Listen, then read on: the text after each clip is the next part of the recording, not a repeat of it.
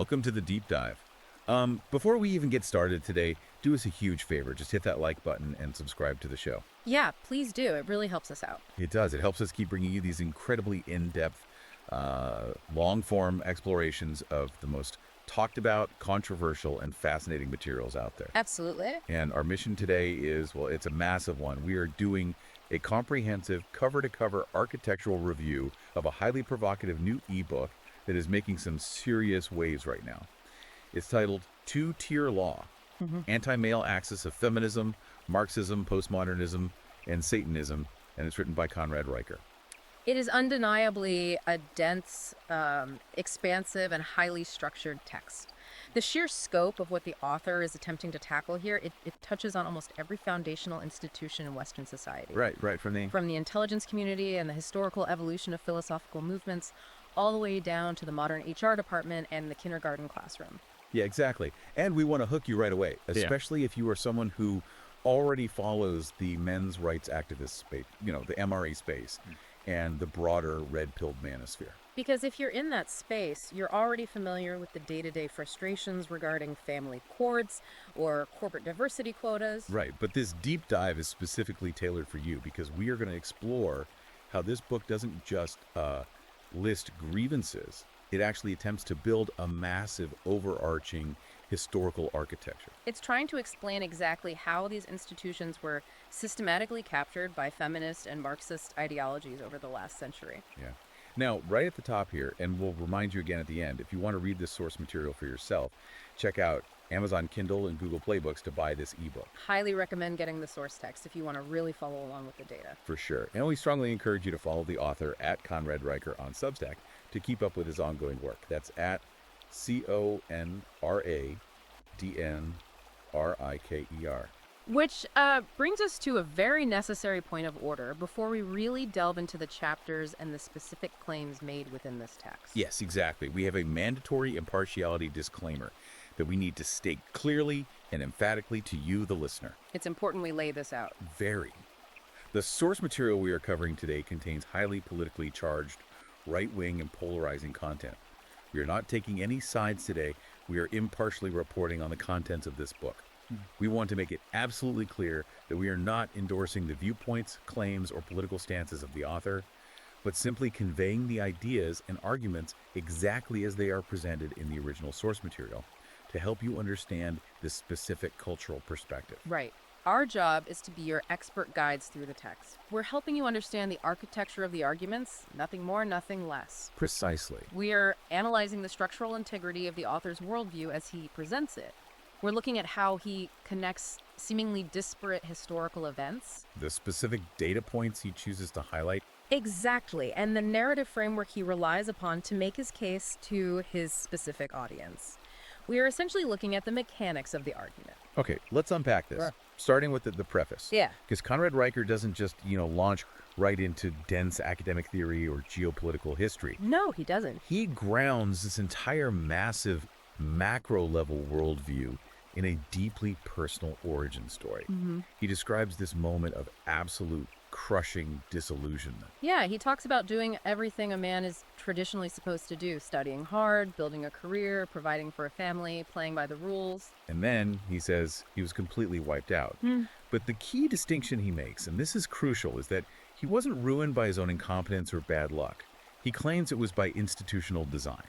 That's a vital distinction for understanding the rest of the book.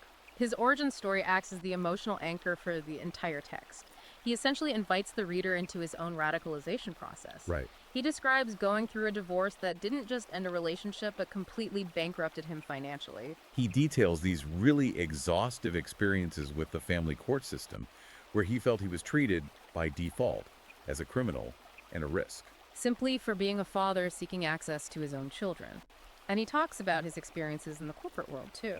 Watching HR departments punish his ambition and directness. While, in his view, promoting female colleagues based on quotas and compliance rather than actual merit.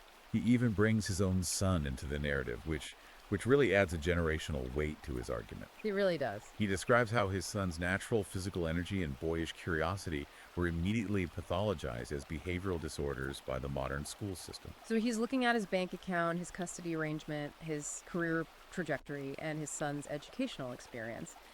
And this collective personal trauma leads to his red pill awakening. And that awakening, as he defines it, is the realization that the cultural promise of equality was a massive generation-spanning bait and switch. He writes that the goal of these movements was never actually fairness or egalitarianism. According to his thesis, the true objective was always female supremacy and the creation of institutionalized grievance as currency. That's a heavy phrase. Institutionalized grievance as currency. He argues that men are told equality means a level playing field. But in practical institutional application, he says it means transferring systemic power, resources, and legal presumption from men to women under a false, unassailable banner of moral progress. You really have to consider how fascinating it is that personal trauma, like a devastating divorce, the loss of physical assets, and restricted child access, is utilized here as the foundation to build a macro-level geopolitical and cultural worldview. He takes the micro experience of the modern divorced man and maps it onto the macro movements of history. Yeah. What's fascinating here is how the author takes the psychological concept of being gaslit, a term usually reserved for interpersonal abuse. Right, like in a relationship. Exactly. And he applies it to the entire modern male experience on a societal level. He argues that men are constantly aggressively told by media, academia, and government that they hold all the privilege and systemic power. Yet simultaneously, he points out that men are the ones who work the most physically dangerous jobs. They make up the overwhelming majority of workplace fatalities. They're drafted to serve in the military. They have significantly higher suicide rates, die earlier, and carry the heaviest tax burdens. He uses this incredibly evocative phrase, bait and switch tyranny, dressed up as justice. It's quite the image. He points out the sheer cognitive dissonance required for a man to pay for the house, the kids, the health insurance, often paying alimony and child support long after a divorce, while being constantly lectured by the culture that he is the oppressor and the beneficiary of an unfair system. To explain how this societal gaslighting was achieved, he introduces the core architectural concept of the book, the axis. The titular anti-male axis. Right. He doesn't view the challenges men face as a series of unfortunate, disconnected cultural accidents. He argues that four distinct ideological movements were fused into one cohesive institutional machine designed to dismantle the traditional patriarchal order. Right, let's break down this axis because it's the lens through which the entire book operates. First, he lists feminism, which he categorizes as the reproductive and social engine of the axis. Then Marxism, focusing on the economic side. Class warfare and the forced redistribution of resources. Third is postmodernism. And I want to pause here because for listeners who might not have majored in philosophy, how does he define postmodernism in this context? And why is it part of a machine supposedly designed to target men? It's a great question. In the context of Riker's argument, he views postmodernism essentially as the weaponization of subjectivity. Okay. He argues that postmodernism is the deliberate destruction of objective truth and fixed language. If you can convince a society that there is no objective biological reality, no fixed historical truth, And that all human interactions are just power struggles between oppressors and the oppressed. then you can rewrite the rules of society entirely. By severing language from objective reality, he argues, postmodernism allows activists to redefine terms like violence, equality, or gender to suit their political needs. Which makes it impossible for men to defend themselves using traditional logic or objective facts. Exactly. That makes sense within his framework. If the rules of logic are deemed oppressive, you can't use logic to win the argument. And that brings us to the fourth and most provocative pillar of his axis, Satanism. Now, we need to clarify exactly what he means by this because he spends a lot of time defining it, and it's not what the average person picturing Hollywood horror movies might think. Yeah, he is very explicit early on that he does not mean literal supernatural devil worship involving pentagrams and cloaks. Right. In the sociological context of this book, Satanism is defined as the deliberate subversion, inversion, and mockery of traditional Western virtues and the natural order. He uses the archetype of the adversarial spirit. He points to modern psychology as an example of this subversion, right? He specifically calls out the American Psychological Association, or the APA, and their highly controversial 2018 guidelines for psychological practice with boys and men. Yes, the author leans heavily on those 2018 APA guidelines, which explicitly stated that traditional masculinity marked by stoicism, competitiveness, dominance, and aggression is, on the whole, harmful.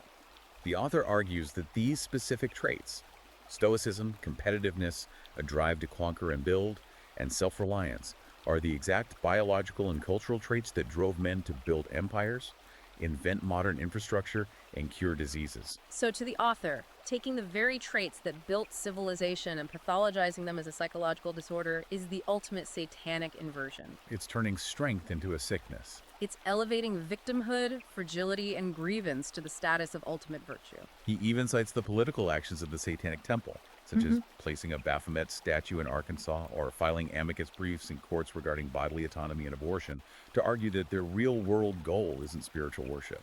Right, but rather the dismantling of the psychological and legal architecture that makes men the traditional protectors and order bringers. He frames it as an ideology where cultural chaos is celebrated as beautiful and traditional male-led order is reflexively condemned as oppressive. And he doesn't just leave this axis theory in the realm of philosophy, he immediately backs it up with massive macroeconomic financial claims to show how this ideology extracts actual resources from men.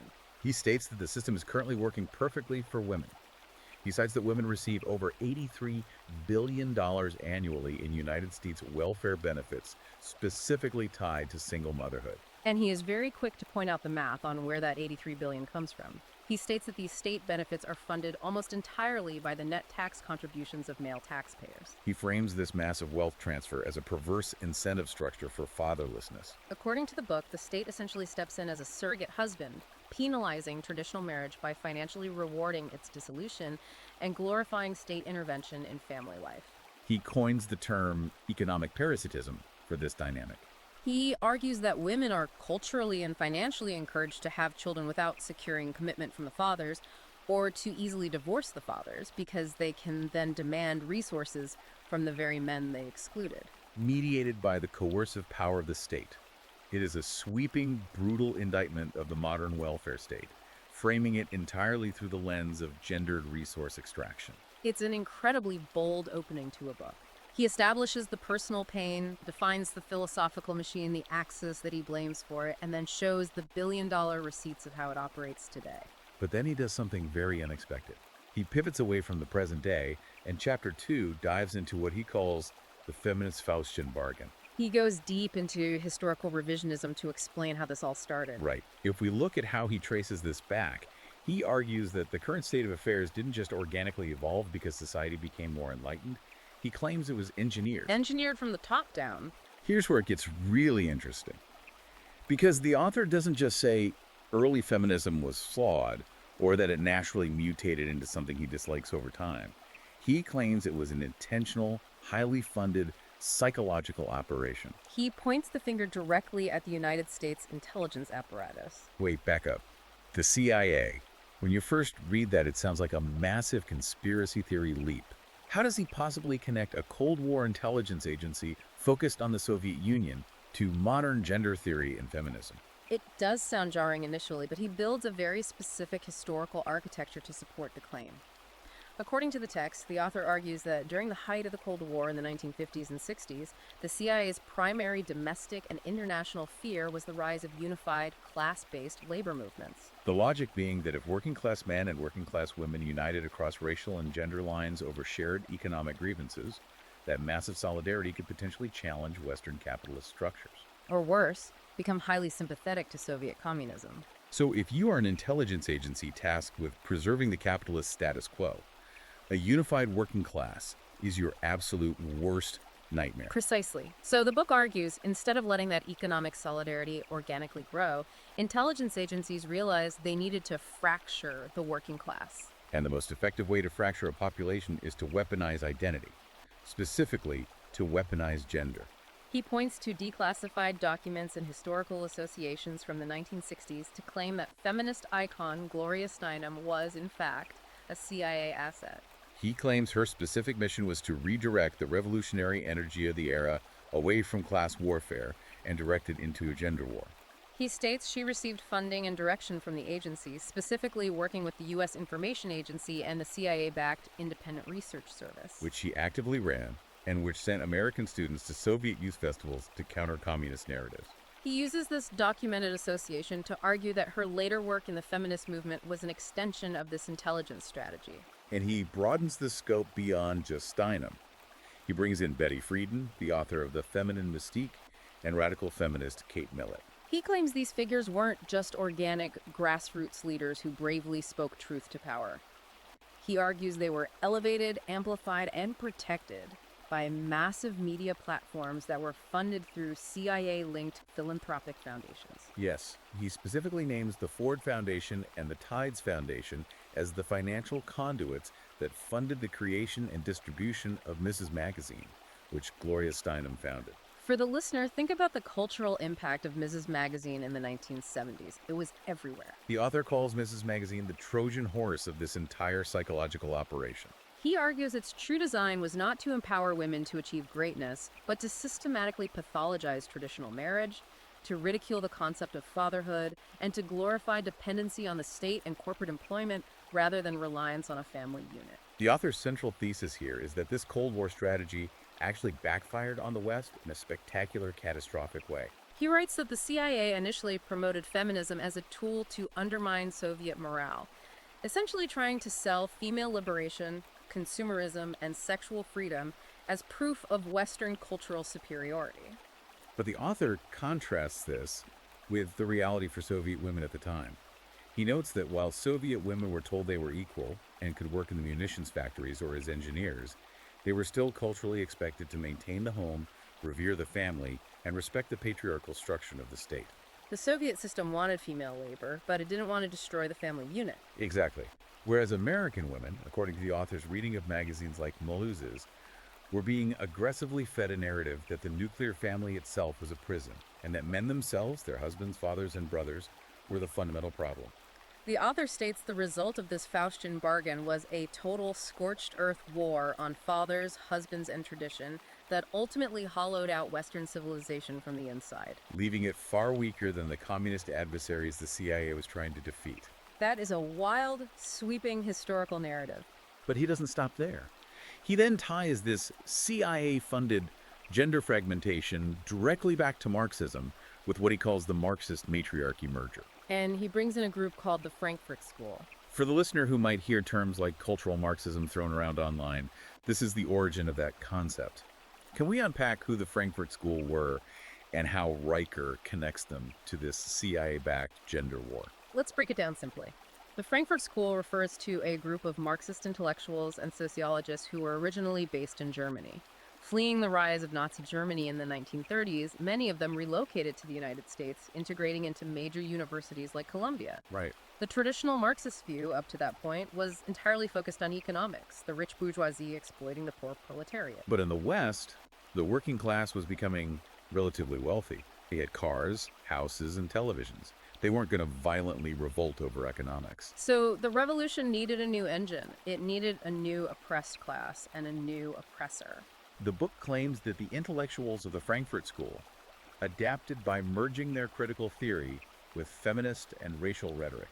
Instead of focusing solely on economic class warfare, they began to frame the core structures of Western life masculinity, the nuclear family, traditional religion, and national identity as inherently oppressive constructs designed to maintain power. The author argues that they essentially performed a massive theoretical swap. They replaced capitalism with patriarchy as the ultimate evil to be overthrown. And this is where the author does a deep dive into the manipulation of language required to achieve this ideological shift. He argues that you can't overthrow a system if you don't control the language used to describe it. For example, he points to the phrase toxic masculinity.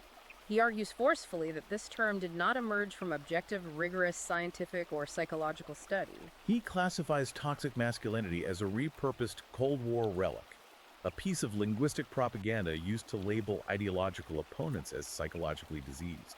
He makes a very direct, chilling historical comparison. He notes that just as Soviet communists once labeled political dissenters as counter-revolutionaries and locked them in psychiatric wards because disagreeing with the state was deemed a mental illness. Today, modern feminists and HR departments label men as toxic simply for rejecting what he terms the new doctrine of female supremacy. If a man exhibits traditional stoicism or refuses to apologize for his ambition, he isn't just disagreeing, he is diagnosed as toxic. This connects deeply back to his earlier chapter on postmodernism.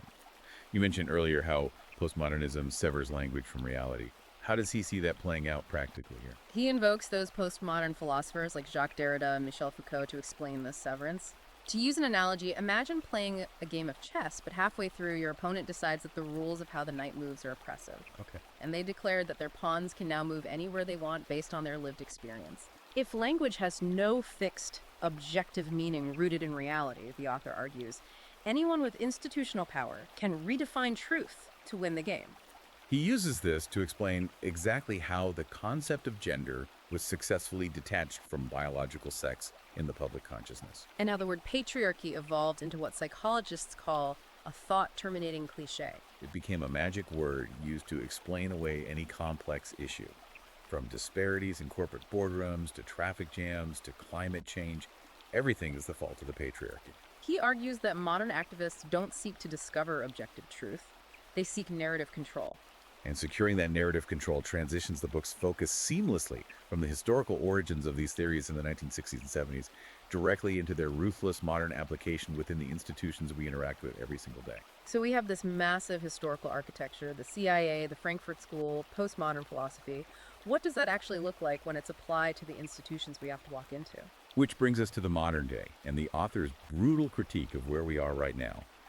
Let's look at education and the corporate world, what he so vividly titles the schoolhouse gulag in corporate cuckoldry. Starting with the schools, the book claims that 42 different U.S. school districts have explicitly either removed, significantly downplayed, or entirely reframed Western civilization from their history and literature curricula. Actively framing it to students as an oppressive force. Yes. The author asks a deeply rhetorical question to highlight the absurdity of this as he sees it. He asks, what exactly is oppressive about the Magna Carta establishing the rule of law, or the scientific method, or the legal concept of habeas corpus? He readily acknowledges that these foundational concepts were overwhelmingly built and codified by European men. But he argues that these achievements are the inheritance of all humanity, the very tools that lifted the world out of poverty and tyranny. Yet he claims the modern public school system is discarding these monumental achievements like outdated, infected software. He gives a very specific, almost surreal example from Oregon to illustrate this point. He claims a school district there actually replaced the teaching of William Shakespeare's Macbeth, a foundational text exploring ambition, guilt, and human nature. And replaced it with what? With a contemporary play about a non-binary warrior who overthrows a patriarchal, oppressive kingdom using what the curriculum described as pronoun magic. For the author, that anecdote isn't just silly, it's emblematic of a systemic erasure. He argues that modern schools don't simply fail boys to neglect. He asserts they are deliberately engineered to punish them. Look at how the book frames the physical classroom environment. The modern classroom, he says, exclusively rewards the female behavioral archetype. Sitting quietly for long hours, extreme compliance to authority, and being highly emotionally expressive in approved ways. Right. And if a young boy exhibits natural male behaviors, if he wants to roughhouse, if he climbs a tree at recess, if he breaks a toy to see how it works, or if he aggressively argues a point with a teacher instead of just accepting it, he isn't guided or mentored. He's immediately labeled with ADHD. The author is incredibly firm on this point, and it ties back to his own son's experience. He claims ADHD, in the vast majority of cases, is not a legitimate neurological disorder. Rather, he calls it male energies suppressed by feminized classrooms that demand total compliance over natural curiosity. To support this controversial stance, the book cites a specific Yale study that focused on boys who had been labeled disruptive or problematic in class. According to the author's detailed reading of the study's findings, these boys weren't actually misbehaving out of malice or disorder. They were simply profoundly disengaged. They were bored by the repetitive curriculum and suffocated by the slow, unchallenging pace of the modern classroom. The lack of physical and intellectual challenge actually insulted their developing male brains. But instead of the educational system adapting to challenge these boys, perhaps by introducing competition, physical activity, or higher stakes, the author argues the schools adapted the label. They turned natural male curiosity and rambunctiousness into a pathology. He describes a system that eagerly drugs and shames energetic boys into compliance, while simultaneously praising girls for achieving near academic mediocrity through quiet obedience. And the tragedy, according to the book, is that these heavily conditioned, often medicated boys eventually grow up and have to enter the corporate workforce. And the author describes the modern corporate environment as being equally, if not more, hostile to masculine virtues. He dives deep into the DEI industry, diversity, equity, and inclusion. He doesn't just call it a trend. He labels it a $14.7 billion industrial complex. He specifically names massive consulting firms like Paradigm and Project Include, claiming they charge Fortune 500 companies exorbitant fees to run what he calls bias eradication programs. According to Riker, the true function of these programs is to essentially force white male employees to ritually apologize for being born male and to accept that their future promotions will be capped by demographic quotas rather than performance metrics. The author asserts that modern corporate leadership programs and HR departments now unilaterally prioritize emotional intelligence. He labels emotional intelligence as nothing more than a corporate buzzword for inherently feminine traits, such as consensus building, empathy, and avoiding conflict. While these traits are elevated, he argues that HR actively scorns and penalizes decisiveness, risk-taking, blunt communication, and singular authority. Which he identifies as the core male strengths that actually build businesses and drive innovation. He argues this dynamic creates a maddening double standard.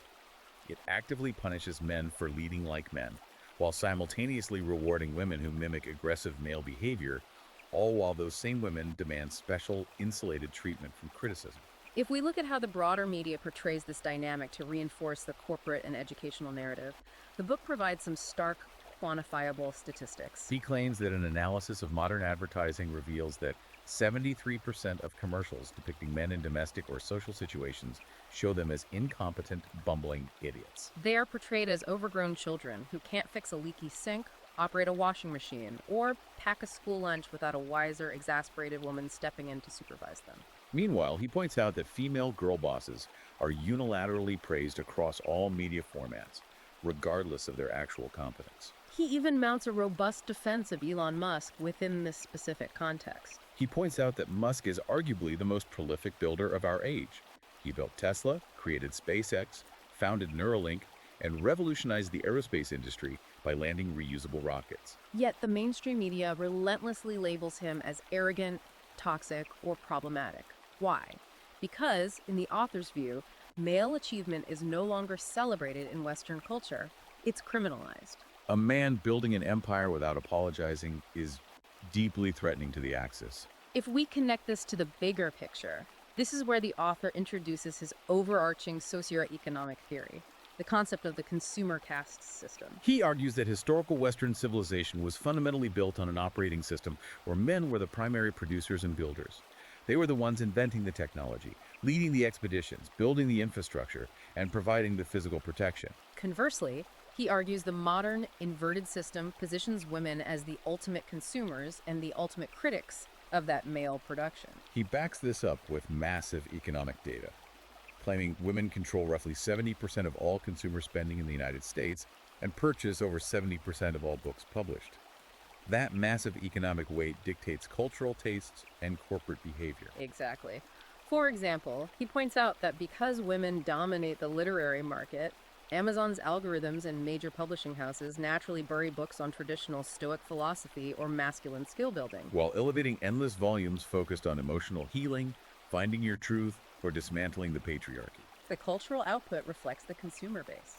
The author's bleak conclusion here is that men are effectively forced to labor as a new disposable proletariat caste. They are expected to continue building the roads, maintaining the power grids, and driving the economy, while constantly being told by the culture they are evil oppressors, all to fund a system that overwhelmingly, systematically benefits female consumers. He uses Sweden as his ultimate, terrifying cautionary tale for what this caste system looks like when fully realized by the state. He paints a very bleak picture of what is globally hailed as the ultimate progressive egalitarian utopia. He cites the official budget of the Swedish Gender Equality Agency, noting they spend a staggering 812 million SEK annually. But he claims this money doesn't go toward equality. It is used to promote policies and NGOs that deliberately transfer resources, legal protections, and political power directly from men to women. To make this abstract policy concrete, let's look at the specific case study he details. Imagine being this guy. The author describes a man living in Malmö, working hard, earning a respectable 65,000 SEK a month. He gets divorced. It's a no-fault divorce, standard procedure. But within months, the author states, The state machinery completely guts him. 40% of his gross income vanishes instantly into mandatory alimony and aggressively calculated child support. Meanwhile, according to the case study, his ex-wife doesn't just receive his money. The state showers her with additional benefits. She receives massive housing subsidies, free state-sponsored childcare, and specific tax breaks exclusively designed for single mothers. The author concludes that in this scenario, the Swedish state didn't just passively mediate a divorce.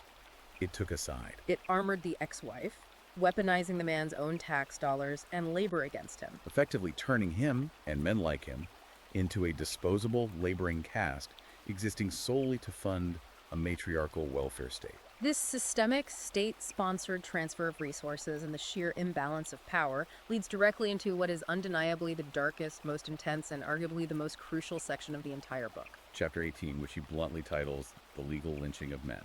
The author shifts his focus away from the softer cultural influence of HR departments and media and stares directly into the hard, coercive power of the justice system, Title IX tribunals, and family courts. He refers to this overarching legal apparatus as the feminine inquisition. Yes, and he starts by completely deconstructing a legal framework known as the Duluth model. For listeners who aren't familiar with the intricacies of domestic violence law, the Duluth model is incredibly important. According to the book, this model has been adopted by family courts, police departments, and social services essentially worldwide. And Riker argues it operates on one unwavering foundational assumption. In any domestic dispute, the man is always the perpetrator of violence and power control, and the woman is always the victim defending herself. He argues that the Duluth model is so dogmatic that reality no longer matters. He claims it doesn't matter if the woman is the one who throws a lamp at the man's head, if she slaps him first, or if she files a demonstrably false police report out of vindictiveness. The man is presumed guilty by the very nature of his gender. Police are quite literally trained under this model to arrest the male party by default, to defuse the situation, regardless of the physical evidence at the scene.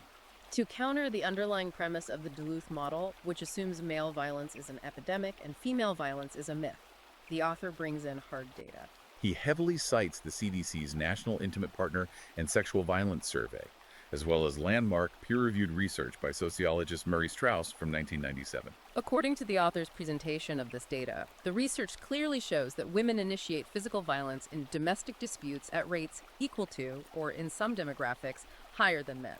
Furthermore, he cites statistics suggesting women commit roughly 70% of the domestic violence in same-sex lesbian relationships. Yet, he argues, the Duluth model and the broader justice system treat male victims of female violence as entirely non-existent. The system deliberately ignores female violence and female aggression completely in order to maintain the necessary political narrative of unilateral male aggression and female victimhood. And when it comes to the family courts where these domestic disputes often end up, the statistics he presents are absolutely staggering. He claims that after a divorce is finalized, fathers lose an average of 73% of their accumulated physical and liquid assets. Furthermore, he states that women gain primary physical custody of the children 80% of the time, often regardless of the mother's actual fitness or the father's desire to co-parent. Because of this overwhelming disparity, he refers to the modern family court system not as a broken institution needing reform, but as an institution working perfectly as designed. He calls it a debt collection agency disguised as justice. He asserts that family court judges, heavily influenced by decades of feminist legal doctrine, actively reward female grievance and systematically punish male presence. In his view, the courts treat fathers merely as ATM machines to be squeezed and treat mothers as infallible saints regardless of their actual behavior. Beyond the family courts and domestic issues, he takes aim at the broader cultural and legal phenomenon of the Believe All Women movement. And the historical parallel he draws here is chilling. He draws a direct line between Believe All Women and the Salem witch trials of the late 1600s. He argues both are fundamentally systems of collective, society-wide hysteria, characterized by absolute zero due process, and granting total unquestioned immunity for the accuser. Just as Puritan women in Salem could point a finger and accuse men of witchcraft based on spectral evidence, resulting in those men being hanged while the accusers were celebrated as righteous, he argues modern women can accuse men of sexual misconduct based on zero physical evidence. And get those men instantly fired, blacklisted from their industries, and socially ruined. And the most insidious part, he notes, is that if a man or anyone else dares to demand physical evidence, a timeline, or due process before ruining a life, That person is immediately labeled a misogynist or a rape apologist. The demand for evidence itself is treated as an act of violence. The book brings up a very specific, deeply concerning government report to highlight exactly how this lack of due process has been institutionalized. He cites a 2021 Department of Education report analyzing the outcomes of campus sexual misconduct cases handled under Title IX regulations. The statistic is terrifying if you are a young man in college. He claims the report showed that 92% of campus sexual misconduct cases under Title IX resulted in the accused male being found responsible. And this isn't in a real court of law. This is often done by university panels without permitting the accused to have legal representation in the room and explicitly denying them the fundamental constitutional right to cross-examine their accuser. He calls Title IX tribunals a terrifying shadow legal system operating inside universities, designed specifically to circumvent the burden of proof required by the actual Constitution. To illustrate his overarching point that, for men in the modern era, mere accusation equals absolute guilt, the author relies heavily on dissecting specific, high-profile legal case studies. He doesn't just list statistics. He shows how the culture reacts to these events. For instance, he brings up the case of Marissa Alexander in Florida. Right. Marissa Alexander fired a warning shot into the ceiling during a confrontation with her estranged husband. She didn't hit anyone, but she was initially sentenced to 20 years in prison under mandatory minimums. The author uses this specific case to make a profound argument about the state's monopoly on violence. He argues the law doesn't actually fear female violence, it fears male resistance to authority.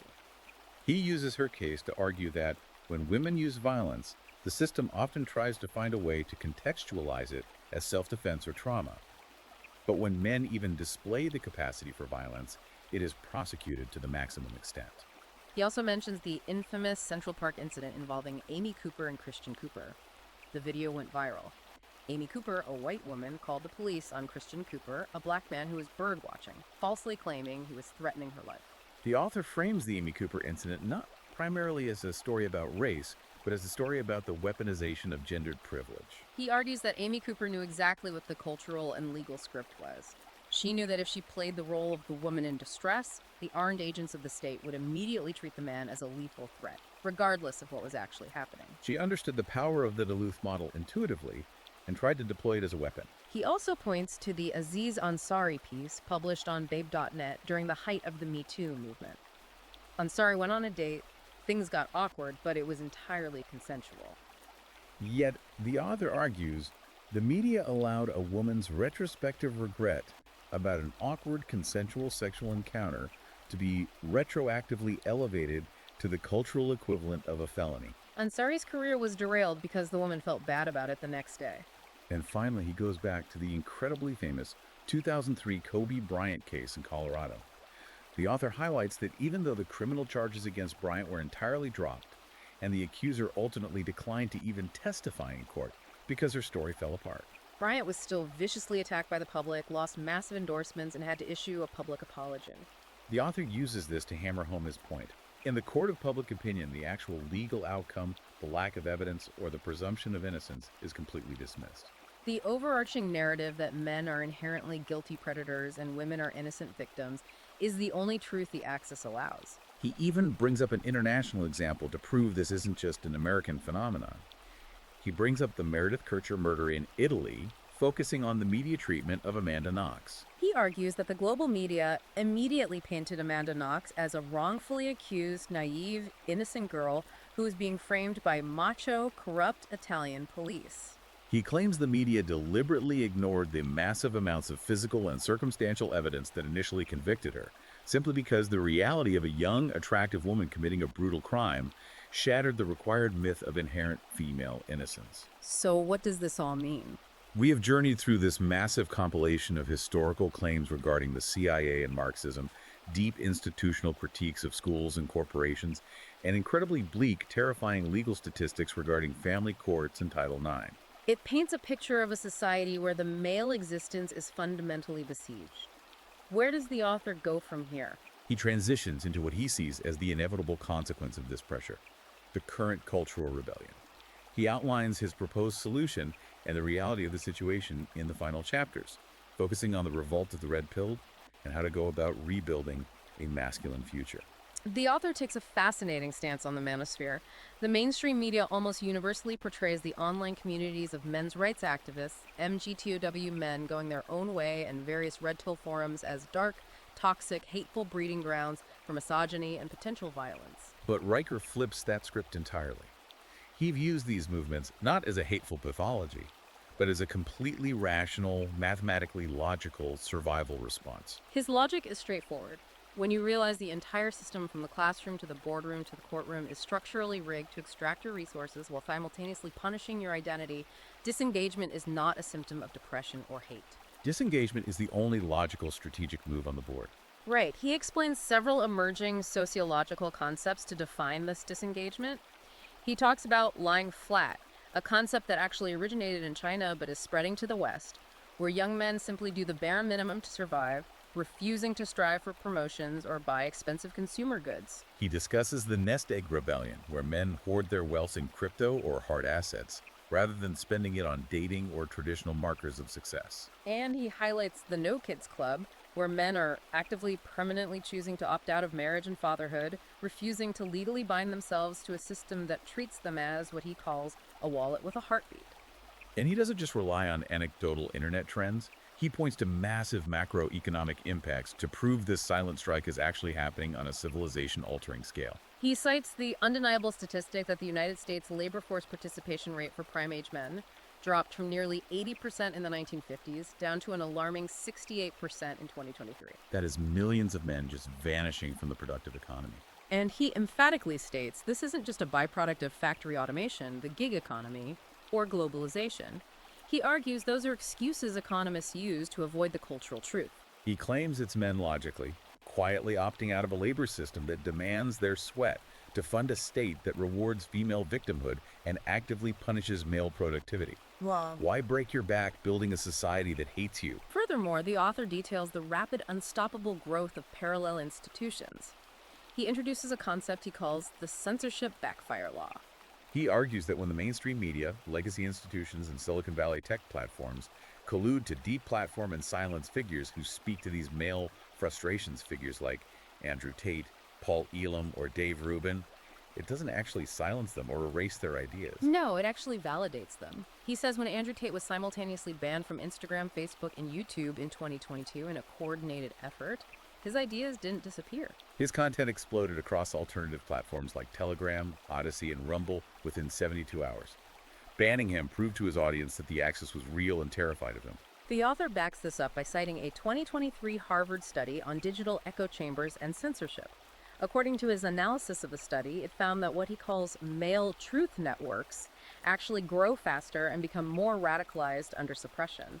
Men are migrating away from the heavily policed public squares and retreating to uncensorable, decentralized platforms like Rumble, Telegram, Locals.com, and Substack.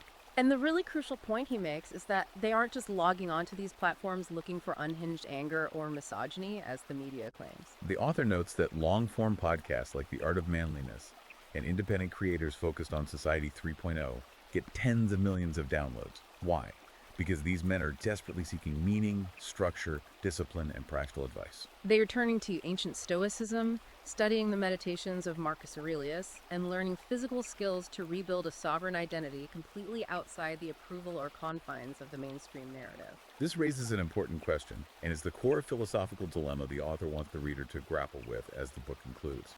He argues that when a man finally sees the truth of the system and chooses to peacefully opt out of this rigged game, choosing to live alone, focusing on his own work, his own fitness, and his own pieces, the broader society panics. Society immediately mocks his peaceful autonomy as a dangerous pathology, aggressively labeling him an incel, a loser, or toxic. The culture demands his labor, and when he withdraws it, the culture attacks him. But the author counters that societal shaming with a powerful defining statement for his audience.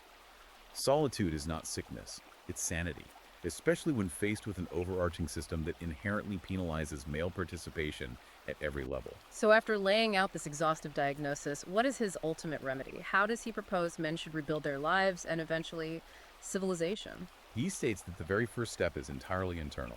Men must completely, unequivocally reject the concept of shame.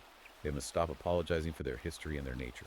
He demands they embrace what he calls the red pill of biology, the unchangeable scientific truth that men and women are fundamentally, biologically, and psychologically different, equipped with different natural strengths and designed for different societal roles. He demands that men refuse to apologize for male nature, male ambition, or male desire for hierarchy. On a political and institutional level, his demands are sweeping. He calls for the total repeal of all corporate and academic gender quotas, arguing they destroy meritocracy. He demands the immediate end of automatic maternal preference in family courts, advocating for a default 50-50 starting point. Ultimately, he calls for men to unapologetically retake leadership roles in law, education, and the family unit. Because, in his absolute view, the survival of physical civilization itself depends entirely on male responsibility, male building, and the reinstatement of a functional, respected patriarchal operating system. To briefly recap the truly massive scope of the arguments we've covered today, Conrad Riker has taken the reader on a sweeping, relentlessly provocative journey. He starts with the deeply personal pain of the family court system, zooms out to the historical assertion that the CIA intentionally weaponized early feminism to divide the working class. Moves through the Marxist takeover of our cultural language via postmodernism. It details the modern capture and feminization of education and corporate HR departments. And provides a blistering, data-heavy critique of the Duluth model, family courts, and the Title IX legal systems. Finally, he outlines the rational rise of the Red Pill Rebellion and the men walking away. He reinforces that for these millions of men, the red pill is not some internet meme or metaphor. He views it as a literal, vital survival kit for modern men trying to navigate what he sees as a hostile, predatory, gynocentric state. It is an incredibly intense, overwhelming amount of material and historical synthesis. We have done our absolute best to impartially guide you through the architecture of exactly what Conrad Riker is arguing and how he constructs this worldview. But before we wrap up today's deep dive, we want to leave you with a new extrapolative thought. Something to really mull over as you go about your day. Something that builds on the implications of the source material, but wasn't explicitly debated in the main text of the book itself. If the author's fundamental claim is true that men are, and always have been, the primary builders, maintainers, and sustainers of the physical infrastructure of civilization. And if it is also true that we are currently witnessing a massive silent strike, where millions of men are actively choosing to lie flat and opt out of the labor force, marriage, and fatherhood, what does the actual physical and economic infrastructure of the Western world look like in 20 years? Can a modern, technologically dependent society survive if its foundational builders and maintainers simply refuse to participate anymore? It's a profound, potentially terrifying question about the future of our physical reality. It forces one to seriously consider the long-term, tangible, real-world consequences of the cultural shifts the author has documented, assuming his foundational premise holds true over the next generation. Exactly. It's a question that demands attention. Now, to our listeners, if you want to explore these complex red-pilled MRA concepts further and critically read the original text and data for yourself, you must check out Amazon Kindle and Google Play Books to purchase Two-Tier Law. It's all there, extensively footnoted in black and white. And, as the author specifically requested in the text, you can follow him directly at Conrad Riker on Substack to continue following his essays, updates, and ongoing work in this space. Finally, please remember to hit that like button and subscribe to this channel. We are here to be your impartial, dedicated guides to the most complex, controversial, and fascinating material out there. And we want to thank you so much for joining us on this incredibly extensive exploration today. We'll see you on the next deep dive.